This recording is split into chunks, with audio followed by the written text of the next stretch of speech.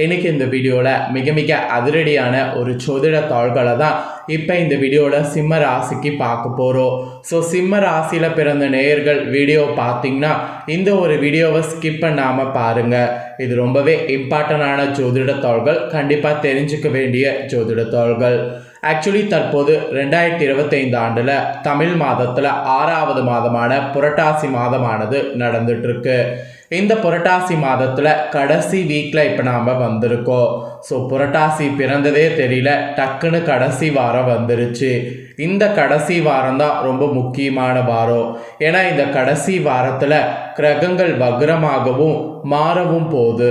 அதனால் புரட்டாசியில் ஃபஸ்ட்டு நடக்க வேண்டிய எல்லா விஷயங்களும் கடைசி வாரத்தில் தான் நடக்க போகுது. அப்படி நடக்கக்கூடிய முக்கியமான சம்பவங்கள் என்னென்னங்கிறத ஒவ்வொரு ராசிக்காரங்களுமே தெரிஞ்சு பயன்பெறணும். அந்த வகையில் சிம்மம் ராசியில் பிறந்தவங்களுக்கு இந்த வீடியோவில் என்ன நடக்கும் அப்படிங்கிற விஷயங்களை ஷேர் பண்ண போகிறேன். கிரகங்கள் சேர்றது வக்ரத்தால் கடைசி இந்த நாட்கள் உங்களுக்கு எப்படி இருக்குங்கிறத ஃபுல்லாக சொல்ல போகிறேன். ஸோ சிம்மம் ராசிக்காரங்க இந்த ஒரு வீடியோவை ஸ்கிப் பண்ணாமல் பாருங்கள். அப்போ தான் நான் என்ன சொல்ல வரேன் அப்படிங்கிறத நீங்கள் தெளிவாக தெரிஞ்சு அதற்கேற்ப நடந்து பயனடைய முடியும். ஆக்சுவலி நமக்கு நடக்கக்கூடிய எல்லா நல்லது கெட்டதுகளுக்கு காரணமே நவக்கிரகங்கள் தான். நவக்கிரகங்கள் நமக்கு சாதகமாக இருந்தால் சாதகமான பலனும், நவக்கிரகங்கள் நமக்கு பாதகமாக இருந்தால் பாதகமான பலனும் கிடைக்கும். ஸோ கிரகங்கள் எப்படி இருக்கோ அதை பொறுத்து தான் நம்ம லைஃப்பில் எல்லாமே நமக்குங்கிறத தெரிஞ்சுக்கிட்டாவே நாம் எப்பயுமே ஓரளவு பார்த்திங்கன்னு வச்சுங்களேன், பிரச்சனை இல்லாமல் எல்லாத்தையுமே சமாளிக்க முடியும்.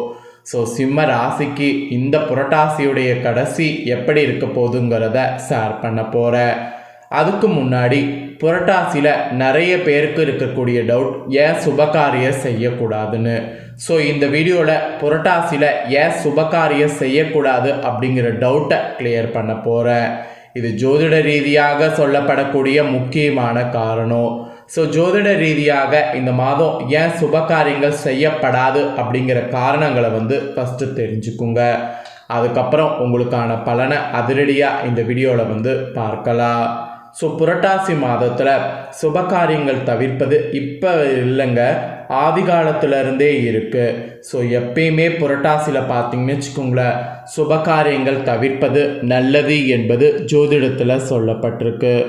புரட்டாசி மாதத்தில் பெரும்பாலுமே சுபகாரிய நிகழ்ச்சிகள் நடத்தப்படாமல் இருக்கிறதுக்கு பின்னாடி ஒரு சில முக்கியமான காரணங்கள் இருக்குது. அதை தான் உங்களுக்கு இந்த வீடியோவில் சொல்ல போகிறேன். இறைவனுக்காகவே அர்ப்பணிக்கப்பட்ட மாதங்களில் புரட்டாசி மாதம் ஒன்று.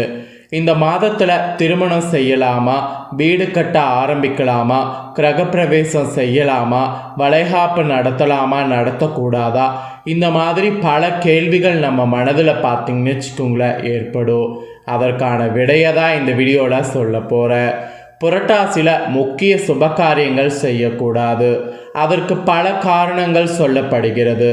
அதெல்லாம் என்ன என்பதை இந்த வீடியோவில் சிம்ம ராசிக்காரங்க தெரிந்து கொள்ளுங்க.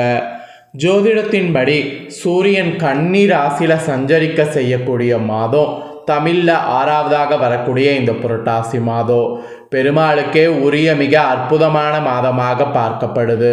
இந்த மாதத்தில் வரக்கூடிய சனிக்கிழமை விரதம் மற்றும் பெருமாள் வழிபாடு மிக சிறப்பானதாக பார்க்கப்படுது. அது மட்டும் இல்லாமல் புரட்டாசி மாதத்தில் வரக்கூடிய மகாலயபட்ச கால விரதம், மகாலய அமாவாசை விரதம் மிகவும் விசேஷமானது. ஆக்சுவலி பார்த்திங்கன்னு வச்சுங்களேன், இந்த காலத்தில் முன்னோர்களுக்கு தர்ப்பணம் கொடுக்க உரியது. இந்த மாதத்தில் வரக்கூடிய நவராத்திரி பண்டிகை அம்பாளை வேண்டி வழிபாடக்கூடிய மிக கோலாகலமான கொண்டாடப்படக்கூடிய ஒன்றாகும். இப்படி பல இறை வழிபாடு விசேஷங்கள் வரக்கூடிய இறைவனுக்கு என அர்ப்பணிக்கப்பட்ட மாதம் புரட்டாசி என்பதால் இந்த மாதத்தில் திருமணம் உள்ளிட்டவை செய்யப்படுவதை முன்னோர்கள் தவிர்த்து விட்டனர். முழுக்க இறை வழிபாட்டிலேயே இருந்து விட்டனர்.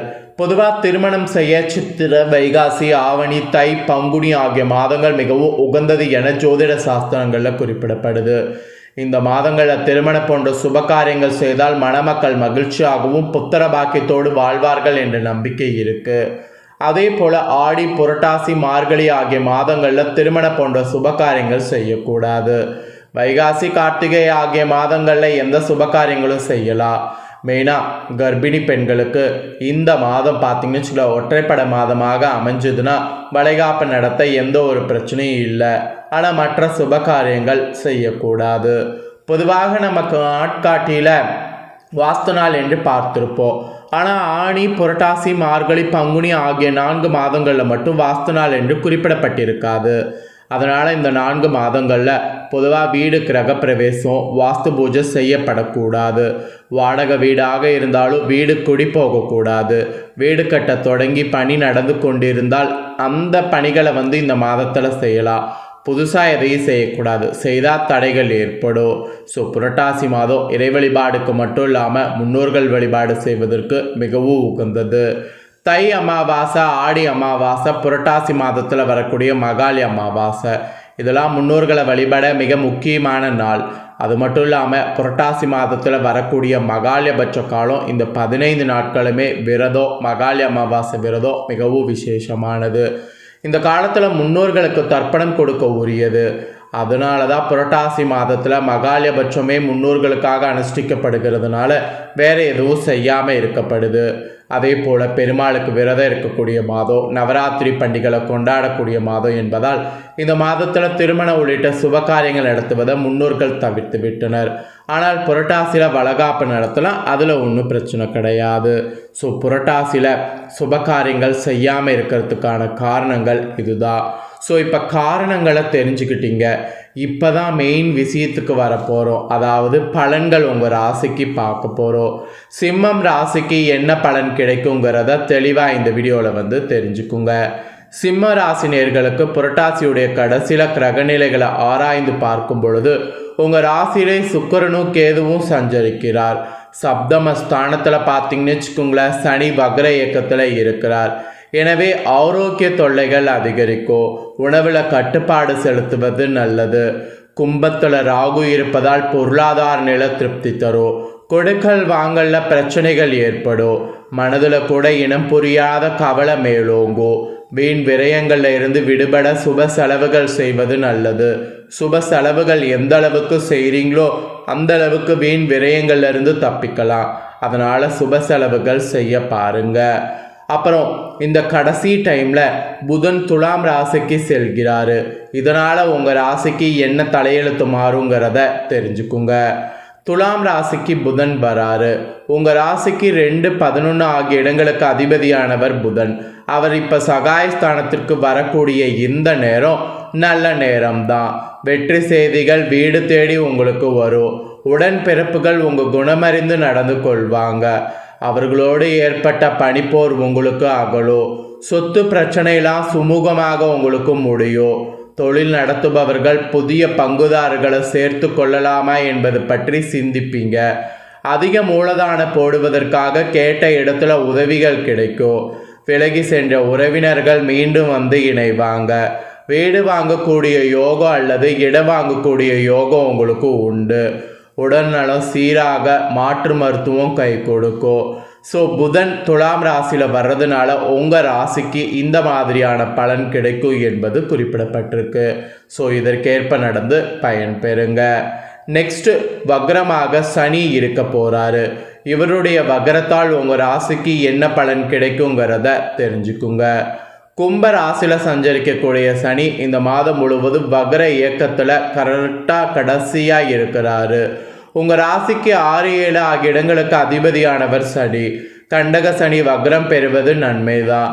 இருந்தாலும் குடும்ப பிரச்சனைகள் கூடுதலாக இருக்கும். கொடுத்த வாக்கை காப்பாற்ற இயலாது. எதிரிகளுடைய பலம் கூடும். தொழிலில் லாபம் வந்தாலும் அதை கைக்கு கிடைப்பது அரிது. முன்னேற பாதையில் சில குறுக்கீடுகள் வரத்தான் செய்யும். அவற்றிலிருந்து விடுபட சனிக்கிழமை தோறும் விரதம் இருந்து சனி கவசம் பாடி சனி பகவானை வழிபடுவது நல்லது. ஆக்சுவலி வக்ரத்தால் இந்த மாதிரி கவனமாக இருக்கணுங்கிறது உங்கள் ராசிக்கு சொல்லப்பட்டிருக்கு. பொதுவாக சொல்லணும்னா இந்த கடைசியில் பொறுப்புகளில் உங்கள் ராசிக்கு மாற்றம் ஏற்படும். வியாபாரம் மற்றும் தொழில் செய்பவர்களுக்கு நல்ல வாய்ப்புகள் கை நழுவி செல்லும். உத்தியோகத்தில் உள்ளவர்களுக்கு உயர் அதிகாரிகளால் நன்மை உண்டு. கலைஞர்களுக்கு ஒப்பந்தங்கள் சேரும். மாணவ மாணவிகளுக்கு படிப்பில் அக்கறை கூடும். பெண்களுக்கு கொடுக்கல் வாங்கல் சிறப்பாக இருக்கும். சுப செலவு அதிகரிக்கும். ஸோ இப்படி தான் பலன்கள் கிடைக்கும். இதற்கேற்ப நடந்து பலன் பெறுங்க. ஸோ புரட்டாசியில் கடைசியாக உங்களோட ராசிக்கு என்ன நடக்குங்கிறத தெளிவாக ஷேர் பண்ணிட்டேன். நீங்கள் இதை பார்த்து தெரிஞ்சு பயனடைகிறது போல் உங்கள் ஃப்ரெண்ட்ஸ் ஃபேமிலியில் இருக்கிறவங்களும் பார்த்து தெரிஞ்சு பயனடையணும்னு நினச்சிங்கன்னா வீடியோ லைக் பண்ணி ஷேர் பண்ணுங்கள். உங்கள் ஃப்ரெண்ட்ஸ் ஃபேமிலியில் இருக்கக்கூடிய சிம்ம ராசிக்காரங்களும் இதை பார்த்து இதை தெரிஞ்சு இதற்கேற்ப நடந்து பயன்பெறட்டும். நெக்ஸ்ட் இதே போல் புதிய தகவல்களை தெரிந்து கொள்ள சேனலை சப்ஸ்கிரைப் பண்ணலைன்னா சப்ஸ்கிரைப் பண்ணி பெல் பண்ண ப்ரெஸ் பண்ணுங்கள். நெக்ஸ்ட்டு தீபாவளி பலன்கள்லாம் வரும், அதை தெரிஞ்சு பயன்பெறுவீங்க. தேங்க்யூ.